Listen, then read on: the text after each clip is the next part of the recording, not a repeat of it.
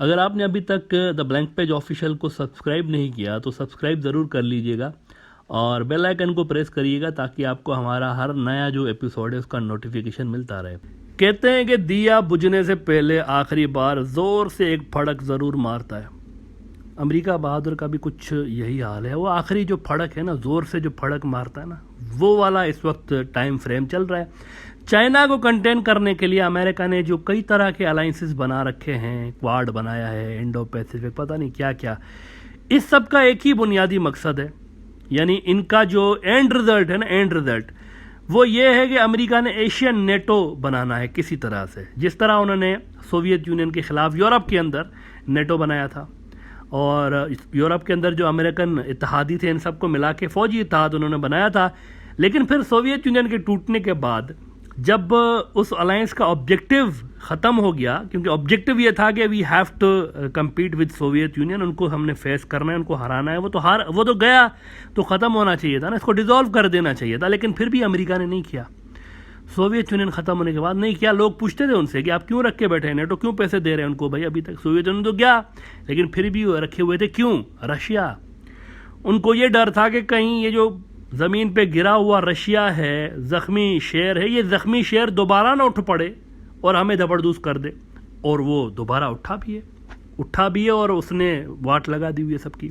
तो नेटो को उन्होंने बरकरार रखा था, डर की वजह से बरकरार रखा था कि कभी फ्यूचर में अगर रशिया उभरे दोबारा तो हम नेटो को दोबारा लॉन्च करेंगे उनके खिलाफ। तो इसी तरह की एक फोर्स अमेरिका एशिया के अंदर भी बनाने का पूरा इरादा रखता है।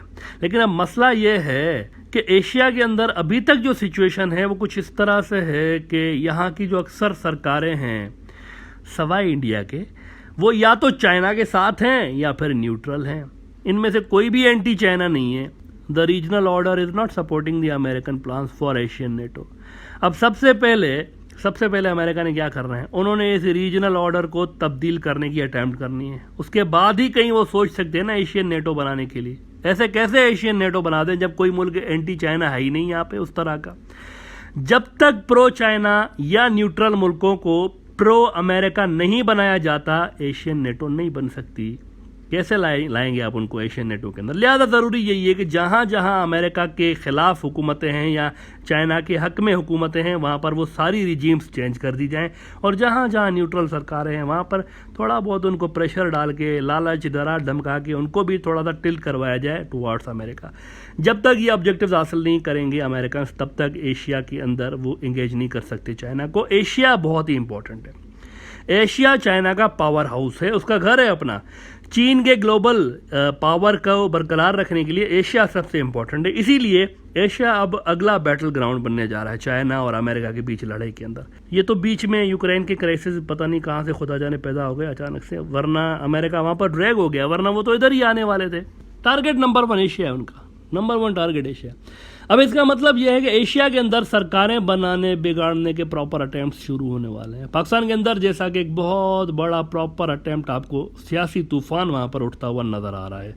इमरान खान, जिसको रवायती तौर पर शुरू से ही अमेरिका मुखालिफ सियासतदान माना जाता रहा है, जब वॉर ऑन टेरर शुरू हुई थी ना 2001, तब से लेकर इमरान खान का ये मौक़िफ़ था कि ये क्यों आए हुए हैं इधर भाई, अमेरिकन का क्या काम है इधर आके अफगानों को मार रहे हैं। तब से लेकर अमेरिका के ख़िलाफ़ रहे हैं इमरान खान। तो अचानक से उनके ख़िलाफ़ तमाम अपोजिशन पार्टियां जमा हो जाती हैं। अचानक से हुकूमत गिराने के लिए इमरान 1 पॉइंट एजेंडा है। इन सारी जो अपोजिशन पार्टियां हैं इनमें से किसी का जो मंशूर है, आइडियोलॉजी है, ये एक दूसरे से मैच नहीं करती, मिलते नहीं हैं। मुल्ले और लिबरल साथ बैठे हुए हैं। अब खुदा की कुदरत देखेंगे, मौलवी हजरात और लिबरल जो मतलब दीन से हट के सियासत करते हैं वो सारे एक साथ बैठे हुए हैं कि इमरान खान को हटाने। अब ये एक सूरत हाल बनी हुई है वहाँ पर। इमरान खान की पार्टी के लोग कह रहे हैं कि इंसानों को बाहर से पैसे मिल रहे हैं कि इमरान खान को हटाओ।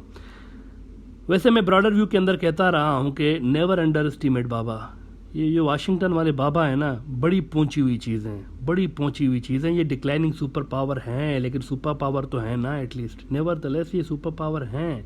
नाउ लेट्स सी के इस सियासी खिचड़ी का अंजाम क्या होता है पाकिस्तान के अंदर। लेकिन बहरहाल इमरान खान के लिए माना जाता है कि ही इज़ अ फाइटर, वो इतना आसानी से हार मानने वाला बंदा है नहीं। इमरान खान के दौरा रूस के बाद अचानक से वहाँ पर यह सियासी तूफान पैदा हो चुका है। दूसरी तरफ आप देखें कि बांग्लादेश के अंदर पहले से ज़्यादा प्रेशर बांग्लादेश फेस कर रहा है अमेरिका का।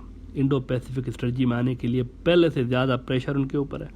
दो मुल्क इस वक्त यूँ समझे कि सबसे ज़्यादा दबाव में है एशिया के अंदर, एक तो पाकिस्तान है, दूसरा बांग्लादेश है। भरपूर अटैम्प्ट्स हो रही हैं इनको अमेरिका की तरफ लाने के लिए। देखिए ना, वो जो म्यांमार है ना, म्यांमार का मामला डिफरेंट है और इंडिया का मामला इसलिए डिफरेंट है, वो पहले ही अमेरिका के साथ एक तरह से यूँ समझे कि चाइना के खिलाफ कम से कम वो अमेरिका के साथ है, रशिया के खिलाफ नहीं है, लेकिन चाइना के खिलाफ वो अमेरिका के साथ ऑलरेडी हैं।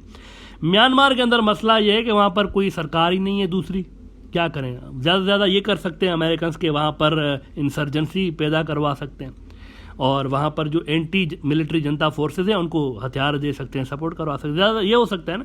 पाकिस्तान और बांग्लादेश का मामला डिफरेंट है, यहाँ पर सियासी सेटअप है प्रॉपर, यहाँ पर एक पॉलिटिकल सेटअप्स हैं, उनके ज़रिए मैनिपुलेट किया जा सकता है चीज़ों को, अमेरिकन से समझते हैं। और CIA वाले पास्ट में कर चुके हैं कई बार कई मुल्कों के अंदर हुकूमतें बनाना गिराना, they knows how to do that. तो ये यहाँ पर इन दोनों मुल्कों की जो सिचुएशन है वो डिफरेंट है, इनके ऊपर बहुत ज़्यादा पॉलिटिकल प्रेशर आने वाला है। तो एक भरपूर अटैम्प्ट पाकिस्तान के अंदर कम से कम शुरू हो चुकी हैं अमेरिका की जानिब से रीजनल ऑर्डर तब्दील करने के लिए, अब वो भरपूर तरीके से खुल के सामने आ गए। कल बाइडेन साहब ने ये बड़ा खतरनाक बयान दिया है यूक्रेन के पड़ोसी मुल्क पोलैंड के अंदर खड़े होकर। अच्छा, यहाँ पर यह बात मैं क्लियर कर दूं, मैंने पहले ही कहा हुआ है कि अगर इसके पीछे वाकई अमेरिका है जो कुछ भी पाकिस्तान के अंदर हो रहा है, तो अमेरिका की ये प्लान कामयाब होंगे नहीं।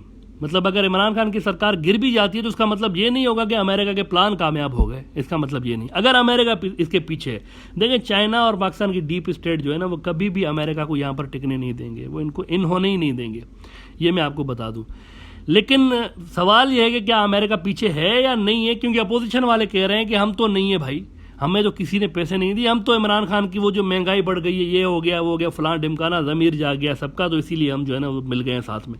लेकिन इमरान खान की पार्टी कम से कम ये कह रही है। तो मैं ये नहीं कह रहा हूँ कि अमेरिका इसके पीछे है या नहीं है, लेकिन इमरान खान की पार्टी के लोग जो है ना वो इस तरह कर रहे हैं। तो बाइडेन ने बहरहाल कल दो बड़ी इंपॉर्टेंट बातें की हैं पोलैंड के अंदर खड़े होकर, बड़ी खौफनाक बातें की हैं। एक तो पोलैंड आने से पहले वो यूरोप गए थे, अपने इत्तेहादियों को दोबारा उन्होंने एश्योर कराया है कि मित्रों हम आपके साथ हैं, हम फोर्स हैं, बाबा का इन्फ्लुएंस डाउन हो रहा है, डजंट मैटर, लेकिन इन्फ्लुएंस तो है, तो वी आर विद यू। एक अश्योरेंस देकर आए वहाँ पर अपने जो इत्तेहादियों को कि इधर उधर मत जाइएगा प्लीज़, चाइना के पास जाने की ज़रूरत नहीं है, हम बैठे हुए हैं, आपके भाई आपके लिए कुछ भी करने को तैयार है, अन्ना भाई का एरिया है। लेकिन वहाँ से पोलैंड में जब वो गए ना, वहाँ पोलैंड में बड़ी दो खतरनाक बातें की। एक तो उसने कहा है कि पुतिन जो है ना, ही इज़ अ बुचर, कसाई है, कसाई, ही इज़ अ बुचर। और उसने कहा कि रूस पर इसको हुकूमत करने का कोई इख्तियार नहीं है, इसकी हुकूमत रहनी नहीं है रशिया के ऊपर। अच्छा, इससे दुनिया भर में कॉन्स्पिरेसी थ्योरीज मीडिया के अंदर गर्दिश करने लगी कि CIA इज एट वर्क। शायद CIA रशिया के अंदर भी इमरान खान की तरह धड़न तख्ता करने की अटेम्प्ट करेगा अब। हालांकि पुतिन ने फौरन इसके जवाब में कहा कि मित्रों मेरी हुकूमत होगी नहीं होगी इसका फैसला आप थोड़ी करेंगे अमेरिका वाले, वो तो रशिया के अवाम करेंगे। पुतिन ने कहा है वो तो मेरे रशिया के लोग अगर कहेंगे तो मैं हूँगा, नहीं कहेंगे तो मैं नहीं होऊंगा। अच्छा, इस पे US वालों ने क्लेरिफिकेशन दे दी है सॉरी करके कि नहीं, वो बाइडेन का मतलब ये नहीं था, वो मतलब बाइडेन कुछ और कहना चाह रहा था, हमारी कोई ऐसी स्ट्रेटजी नहीं है कि पुतिन को गिरा के दूसरी सरकार लाएंगे, ऐसी कोई हमारी स्ट्रेटजी नहीं। अगर देखें वो कहते ना ऐसी है, तो हो सकता है कि पुतिन से पहले पता चला वो बाइडेन साहब की सरकार धपड़धूस हो जाए। मतलब वो भी तो फिर कर सकते हैं ना दोबारा इस तरह से, वो पुतिन और शी जिनपिंग भी कर सकते हैं कि तुम हमारी हुकूमतें गिराओगे तो हम तुम्हारी गिरा देंगे। तो उन्होंने फ़ौरन से क्लैरिफिकेशन दे दी कि नहीं मेरी इस तरह की कोई नहीं है, ये उस कॉन्टेक्स्ट में बात नहीं की थी। वैसे नाकाम अटैम्प्ट्स करवा चुके हैं CIA वाले पहले 1-2 मरतबा पास्ट में। तो एक तो बाइडेन साहब ने ये बात की कि वहाँ पर सरकार गिराने की और इस तरह से। दूसरी सबसे बड़ी खतरनाक बात, सबसे बड़ी, अब ये बहुत बड़ी खतरनाक बात, उन्होंने कहा कि दुनिया को अब तैयार हो जाना चाहिए एक लंबी जंग के लिए, एक लंबी जंग जो कि सालों तक चलेगी, between the rule based world order and the one governed by the brute force. कल मैंने ये बात की थी वैसे ब्रॉडर व्यू के अंदर कि American world order taking its last breath, आखिरी सांसें गिन रहा है। इस डूबते हुए वर्ल्ड ऑर्डर को बचाने के लिए जनाब अमेरिकन सदर ने कहा है कि मित्रों एक लंबी जंग दुनिया के अंदर छिड़ने जा रही है, तैयारी पकड़ लें सारे। रूल बेस्ड वर्ल्ड ऑर्डर जो है ना, ये अमेरिकन वर्ल्ड ऑर्डर को कहते हैं, चाइना वाले इस रूल बेस्ड वर्ल्ड ऑर्डर को कहते हैं कि ये जंगल का कानून है। तो निज़ाम करने की बातें इतने टाइम से मैं करता आया हूँ कि दुनिया के अंदर निज़ाम गिर रहा है।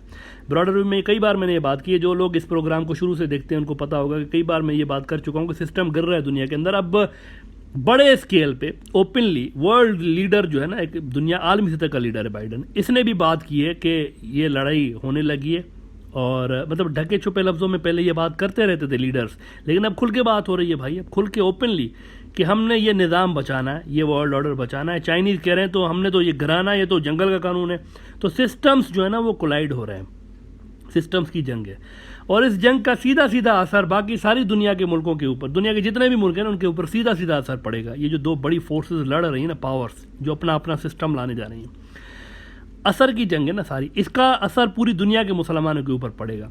अब देखें, इंडिया हो गया, पाकिस्तान हो गया, बांग्लादेश हो गया, या फिर कोई भी मुल्क हो गया दुनिया का, इनके अंदर जो भी पॉलिटिक्स होगी ना इनके अंदर, वो उस हिसाब से होगी जैसा हिसाब किताब दुनिया के अंदर आलमी हालात हो रहे होंगे ना, उस हिसाब की होगी। अब लोकल इश्यूज से ज़्यादा आलमी सियासत के जो इश्यूज होंगे ना वो मैटर करेंगे।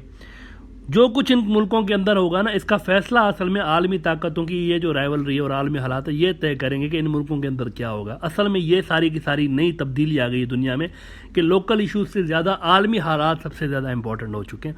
अब तैयार हो जाएं, अगले कई साल दुनिया के अंदर यही कशमकश चलेगी जब तक इन दोनों में से कोई एक जो वर्ल्ड ऑर्डर, क्योंकि दोनों में से रहेगा कोई एक, दोनों नहीं रह सकते, अपोजिट दोनों के दोनों वर्ल्ड ऑर्डर्स हैं, रहेगा कोई इनमें से एक। जब तक कोई एक इस्टेब्लिश नहीं होता, दूसरा डाउन नहीं हो जाता, तब तक दुनिया के अंदर वेयर एंड टेयर और ये सरकारें बनना करना, दफड़दूस होना, ये चलता रहेगा। तो एक लंबी जंगें सालों तक चल सकती है।